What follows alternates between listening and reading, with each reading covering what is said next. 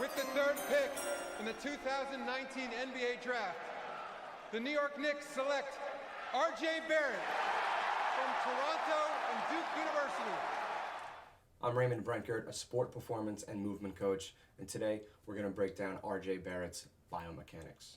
We're going to take a look at last week's game versus the Pacers, take a look at the good and the bad, and maybe figure out why RJ Barrett's starting a little slower but bouncing back big in the second halves. We chose this game because it feels like a microcosm for the season thus far.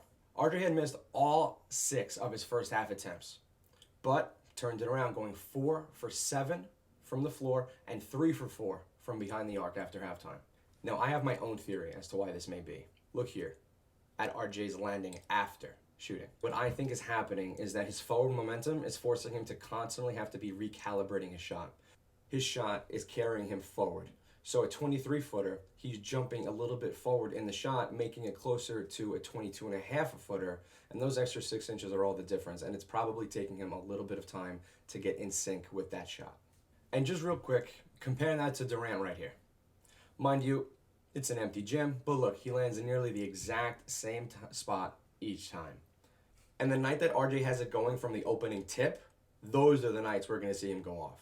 In New Orleans, for instance, he had 10 points on his first 4 of 7 from the floor in the first half, while hitting 2 of his first 4 3-point attempts. Then, boom, in the second he explodes for 25 more and hits all 4 of his attempts from deep. And it's the same story with their home loss to Toronto. He starts out with 8 points, going 2 for 5 from the field, both of those makes being threes, and again in the second half, he erupts for 19, going 7 for 8, including 3 of 4 threes made. I get it could be frustrating, knowing just how good RJ can be if he were to stay a little bit more consistent. But it may be a good sign. Everybody in the Knicks organization raves about his work ethic. RJ he's a great work capacity. He wants to be good. It's important to him. He's very coachable. He's a great teammate. I mean, think about it. How many 21-year-olds would have the fight in them to bounce back after going 0 for 6? And it's not like he's slouching or getting lazy on the other end of the floor either when things aren't going his way. That's actually one of my favorite things about RJ, is the fact that when things aren't going right, he's still getting himself into these great positions to make great plays. And even despite the offensive struggles, his biomechanical foundation is going to allow him to still contribute. Like here. He's in a low natural squat. His center of gravity is on point. He's not allowing defenders to blow by him. It's this foundation that's going to allow him to contribute. And it's the same here with how he lands. His hips, his knees, his ankles, his shoulders are all facing the same direction. This is going to make sure that his alignment is exactly the way it's supposed to be, which is going to severely reduce the risk of his injury. The second half starts, and RJ is closing out on Levert, and look at how he is bouncing off of him. This is not just RJ being strong. This is RJ being braced in his core, not overextending his limbs, and not sacrificing strength for height. And back to the squat. It's this natural low squat that allows RJ to be able to keep his man in front of him.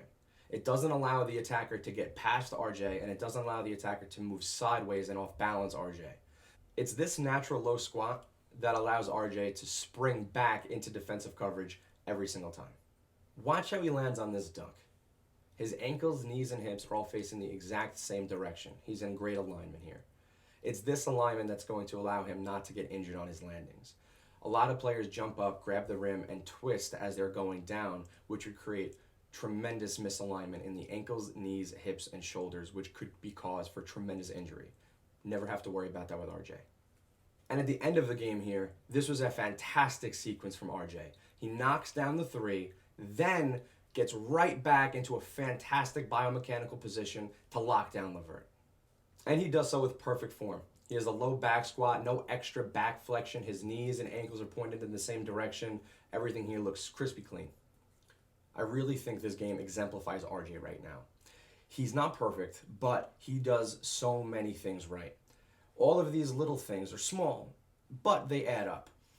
Too many guys don't do these things and end up getting dinged up with injuries that could have been avoided. The fact that RJ already knows how to do these things is a great sign for his career moving forward. It doesn't matter if it's natural or if his godfather, Steve Nash, taught him these things. His mechanical foundation is going to allow him to contribute on defense no matter what. I think that if RJ was able to go up and down a bit more on his jump shot, it would make him a little bit more consistent.